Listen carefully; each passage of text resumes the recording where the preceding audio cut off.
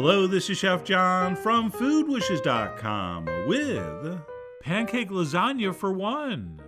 That's right, until now, if you wanted lasagna, your choices were to make a lot or to make none. But thanks to this easy technique, that's all changed.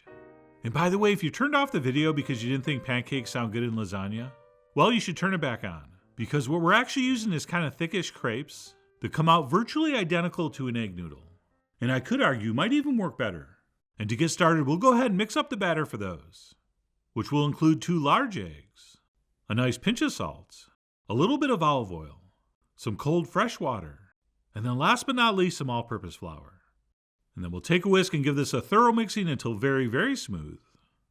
So yes, the same ingredients that would go into a lasagna noodle, just in some slightly different proportions. And then what we'll do once this is mixed is let it sit out at room temp for about 15 minutes before we use it. And that's it. Once we're ready to cook our pancakes up, we'll go ahead and brush a nonstick skillet with a little bit of olive oil. And we'll set our heat to medium. And then once that's hot, we'll go ahead and transfer in about 1/4 cup of our batter. And we'll tilt the pan so it evenly coats the bottom. And then what we'll do is cook this first side for about 1 minute to 2 minutes, or until our batter's set. And that top surface goes from looking kind of wet to sort of dry. And yes, this really is closer to a crepe than a pancake. I just thought pancake lasagna was a little more provocative sounding. And trust me, if you made this in front of a French chef and called it a crepe, they would shake their head and tell you it's a pancake, because it's too thick. But anyway, the point is, once we cut and stack this up, it is going to feel and taste exactly like an egg noodle.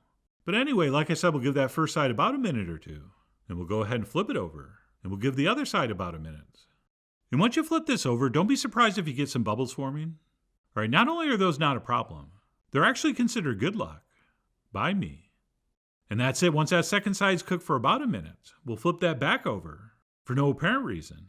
And we'll go ahead and remove that from the heat and transfer it onto a plate, at which point we'll let it cool before we cut it into thirds to make 3 triangles. And yes, if you are just going to make one, you should go ahead and cook the other 3, since they do freeze very well, and that way you'll be all set for the next time you're craving lasagna. And then once that's set, we can move on to mixing up our cheese filling. But before we do, please note that cheesecloth texture on the surface, which is due to the fact that I'm using homemade ricotta, or homemade ricotta if you prefer, which I am in fact going to show you how to make in an upcoming video. But homemade or not, we'll go ahead and season this with some kosher salt, some freshly ground black pepper, plus a few shakes of cayenne to stay in shape. I also tossed in some finely sliced fresh basil, and then finished up with some freshly and finely grated Parmesan cheese. And not just any Parmesan, Parmigiano Reggiano, also known as the real stuff. Oh, and please be sure to use a really small bowl if you want this easy step to be a little bit harder. But anyway, eventually I got that mixed, and with a fork for some reason. And that's it. Once that's set, we can move on to assembling our lasagna for one. And first up, we'll spread a couple tablespoons of our favorite marinara or pasta sauce into the bottom of a small, shallow, heat-proof ramekin or baking dish, which ideally is just slightly larger than one of your egg noodle pancake triangles. Speaking of which, let's go ahead and lay one down on the sauce. And then once that's set, we'll go ahead and take 2 nice heaping tablespoons of our cheese filling and place that on top. And then we will go ahead and spread it out a little bit, but we don't need to go all the way to the edges, and probably shouldn't. And then besides that, we'll also want to add some grated cheese, which could be mozzarella if you want. But personally, I like to go with Monterey Jack. Okay, it's still very mild and milky, but there's just a little more going on. And that's it. We'll finish our first cheese layer with a couple teaspoons of our sauce, followed by egg noodle pancake number 2, which I decided to position with the point going the opposite way, just to, I guess, make it seem a little more random. And we'll give that a very light pressing, but not too much. And that's it. The second verse is just like the first. We will repeat the exact same process. And again, I totally get using mozzarella here, but seriously, for a nice change of pace, give Monterey Jack a try. Alright, mozzarella doesn't mind. Mozzarella would love a break. Mozzarella is kind of tired. And then once our second cheese layer is done, I think we all know what happens next. We will top that with our third egg noodle pancake triangle. And we'll give that a little bit of a press, but not too much. As our cheese melts in the oven, this is going to flatten out, so don't be squashing it down too much at this point. We'll finish up by lightly saucing the top, as well as Monterey Jacking the top. And then for a little extra flavor and color, I'm going to do a light but important dusting of Parmesan, followed by drizzling about a teaspoon of olive oil over the top. And that's it, our lasagna for one is now ready to bake. But before we do to play it safe, I do like to place our baking dish on a sheet pan, in case anything bubbles over. And that's it, one's pan that is now ready to transfer into the center of a 450-degree oven for about 15 minutes or so, or until lightly browned and beautifully bubbling, and hopefully looking like this. And besides looking absolutely gorgeous, what that also looks like is something that's too hot to eat. So we should probably let this cool for about 5 minutes before possibly garnishing the top with some more sliced basil, or maybe Italian parsley, because it's parsley and Italian.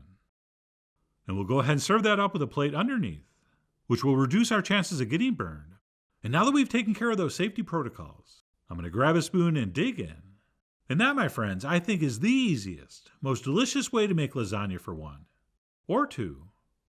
Oh, and I almost forgot we didn't use pasta, which is because as you're eating this, it tastes exactly like you did. Right, those crepes or pancakes or whatever you want to call them that we made featured the exact same ingredients that go into pasta dough. And presented in this format, it is almost impossible to tell you did not use lasagna noodles.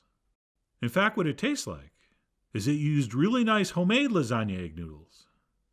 And even though I only did 2 layers of cheese and didn't really build this up very high, I still think it's a perfect portion for one person.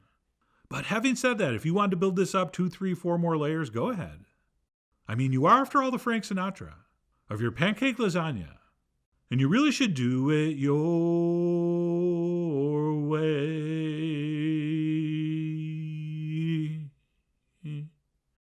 Don't worry, I'm not quitting my day job. I've already done that. And speaking of your way, of course you can go ahead and add whatever you want into these layers. Alright, I kind of went classic cheese lasagna here, but obviously a nice meaty sauce like a bolognese would work great. As with things like spinach and mushrooms and all the other good stuff you could put in a lasagna.